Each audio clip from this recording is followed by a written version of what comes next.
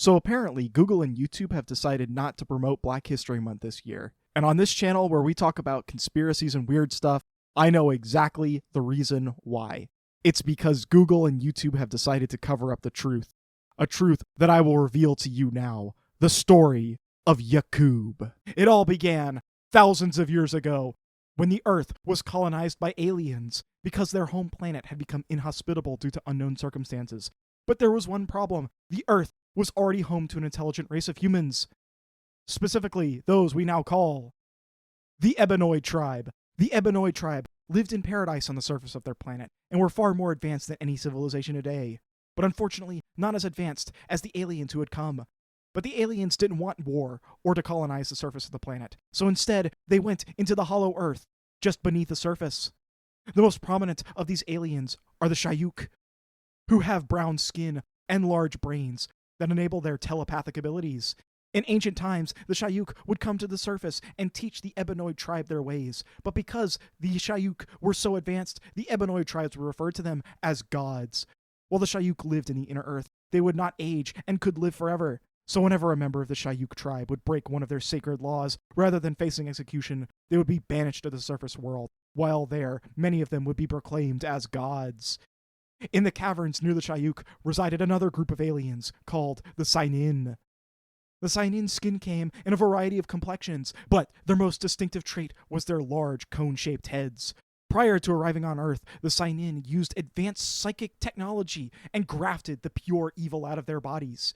This concentrated evil would somehow recondense itself down into a physical form. This would lead to a race called the Sinin, who resemble obese white creatures with long elephant-like noses. The Sinin and the Shauk would have a tenuous relationship in the underground caverns of the hollow earth, so long as the Sinin kept the evil Sinin in check. This wouldn't last long, however, as the Sinin led a raid against the Shauk people, leading to the Sinin-Shauk War. While the Sinin were able to suppress the Sinin raids and calm relations between them and the Shauk, these were strained, and war would seemingly break out between the two advanced alien races beneath the Earth's surface. In order to prevent this and to make peace, the Shauk and the Sinin came to an agreement. King Lamasa of the Sinin offered his daughter, Princess Lucina, to be wife to King Fakor of the Shauk. And in return, King Fakor accepted this peace offering, and in return offered his daughter, Princess Radia, to be the wife of King Lamasa's son, Prince Hatif, as was their customs. And it would seem that peace would reign in the underground of the planet Earth between the two tribes. But Princess Lucina was angered and outraged by her father's betrayal because she did not want her father to give her away to be the wife of the Shauk King Fakor, because she felt like an outcast living among the Shauk people, due to her light skin and not wanting to live under their strict laws. So one day, Princess Lucina, the now unhappy wife of King Fakor, met his brother, Shauk, who was jealous of his brother's kingly title. And they conspired together, based on their mutual hatred for King Fakor, to have an illicit sexual affair together behind the back of King Fakor. In order to hide their affair, the two would sneak to the surface world and stay with Amo, another brother of King Fakor who had been previously exiled before. The affair would lead to Lucina getting pregnant and giving birth to Yaqub. Yaqub, being both part Shauk and part Sinin, had an enormous head the size of two men's heads, and he also had two brains. Knowing that they could not return to the inner earth because their affair had now produced a child, Shauk and Princess Lucina decided to stay on the surface world and raise baby Yaqub for the next 5 years in the home of Amo. Back in the inner earth, King Fakor had found out about the affair between his wife, Princess Lucina, and his brother Shauk, and ordered his soldiers to go to the surface world, find the home of his brother Amo, and arrest Shauk for his crimes. And, according to the laws of the Shauk, Shauk was immediately put to death. But his wife, Princess Lucina, her life was spared because she now had a child to take care of, baby Yaqub. But her punishment was to remain exiled to the surface world and live in the home of Amo, and never return to the inner earth. This was too much for Princess Lucina to bear, and she decided it wasn't worth it and ended her own life. This left the 5-year-old child Yaqub an orphan. He was raised by his uncle Amo and swore vengeance against the people of the inner earth. Yaqub would go to school with human children who would teased him and mocked him for the size of his head. Yaqub's uncle would tell Yaqub stories about the beings of the inner earth and how the Sinin were the manifestation of the evil grafted out of Yaqub's mother's family's race, the Sinin. One day, when Yaqub was 6 years old, he was playing with two magnets in the home of his uncle and noticed the magnetic power of attraction and repulsion that unalike attracts and like repels. And by observing this, Yaqub was inspired and determined to create a tribe of people unlike anything else on the surface. And this unalike tribe of people would be weak and wicked, and their attraction would attract other tribes of the surface to them, so that they would be ruled over with a knowledge and tricks and lies for 6,000 years. At that moment, the boy Yaqub first came into knowledge of just what he was born to do: make trouble, break peace, kill and destroy, and be the enemy of the Ebonoid people on Earth.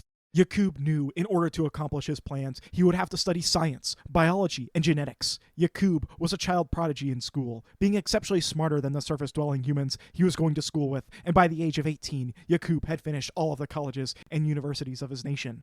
While in college, the other students would mock and tease Yaqub, calling him big-headed scientist.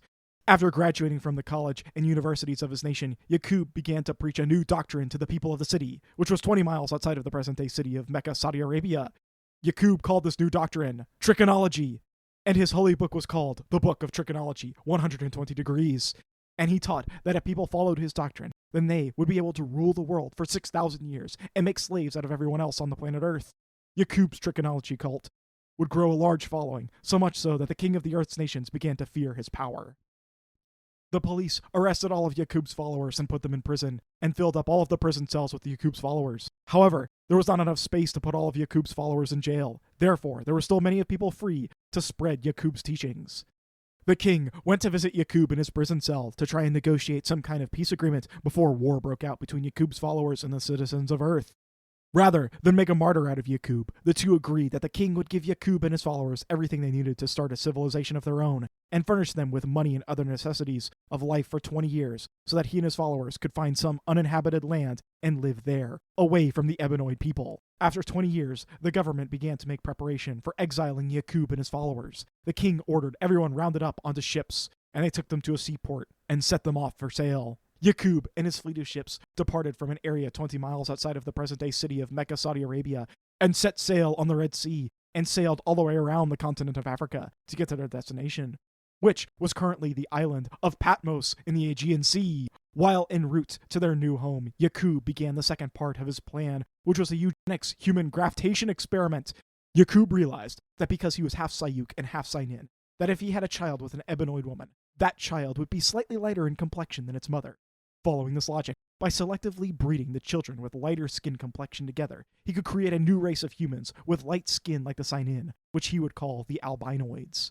To begin his plan, Yaqub had children with the women on his ships, and the babies which were born with lighter complexion, he would spare their lives, but the children who were born with darker complexion, Yaqub would have them thrown overboard. When Yaqub's followers learned of his wicked plans, and learned that he was killing babies and throwing them overboard, 95% of his followers lost loyalty to Yaqub and abandoned his mission, jumping overboard before arriving to the island of Patmos. But for the 5% that remained on the island, Yaqub was their king. And as king of his island, Yaqub set up a birth control and Planned Parenthood laws, which would contribute to his plan of the negative eugenics and genocide to breed his Albinoid tribe. This process went on for years on Yaqub's island, as Yaqub trained his sons and grandsons to carry on his work after he died. Yaqub died at the age of 150 years old from a brain tumor. After 200 years on Yaqub's island, all of the darker-skinned babies had been done away with, and all of the babies born of the new tribe, which were now called the Ebonoid Tribe. And after another 200 years, all the babies were born even lighter skin, called the Citrinoid Tribe. And finally, after another 200 years, which makes 600 years in total, all of the babies born on Yaqub's island were of the desired Albinoid Tribe. The king of the Ebonoids was horrified upon learning of Yaqub's creation and had the Albinoids banished to the caves under the earth, where they would stay for the next 2,000 years, developing into wild beasts. A naive man named Masha would take pity on the Albinoids living in the caves and let them out of the caves, only for them to murder him and go on a rampage. The Albinoid tribe, despite being massively outnumbered, outgunned, and massively inbred, would wage a war against the Ebonoid peoples and have complete and total victory, destroying their advanced civilization using sticks and rocks. The Albinoids would rule for the next 6,000 years, and in that time the Albinoids would rewrite history, proclaiming that they were the children of God, and that their ancestor was called Jacob and not Yaqub, and that he did not in fact fight an ancient civilization of Ebonoid people, but instead an angel from God. And so the albinoids would heavily persecute the Ebonoid people in this new world of Yaqub. But it's not all doom and gloom, for you see, deep under the earth, 24 wise elders and scientists of the inner earth foresaw and prophesied the birth of Yaqub 15,000 years ago before it even happened, and already had plans to bring an end to the nefarious plot of Yaqub. A redeemer would be born into the world, one whose wisdom, knowledge, and power would be infinite, one who the world would recognize as being the greatest and mightiest since the creation of the universe, and that Yaqub's old, warring, wicked world would be removed and destroyed, and the Ebonoid nation would be restored to the power and rule forever and establish a world of peace and righteousness. This great redeemer of the Ebonoid people was predicted by the 24 elders and scientists of the inner earth to bring balance back to the world. He is known by many names, titles, and attributes, including He who has no equal, He who there never was anything like, the Supreme Being, the Mighty, the Wise, the Best Known, the Light, the Life-Giver, the Guide, the All-Powerful, He who knows how to reproduce the universe and the people of his choice. But his mother calls him Yashmal. And Yashmal would come from the inner earth to the surface and teach the scattered humans a doctrine called technology. And people from all races listened to Yashmal, and Yashmal came up with a plan to reverse Yaqub's eugenics human graftation experiment. By reversing the process of Yaqub's breeding program, and instead forcing various people of different races to breed together, they could all return to the Ebonoid people in their original state. And once the pure Ebonoid learns the truth of their heritage, they may finally return to the Hollow Earth, where Yashmal, the Shauk, and immortality and peace await them. And that is the story of Yaqub and Yashmal, the big-headed scientists, as told by the Nation of Islam.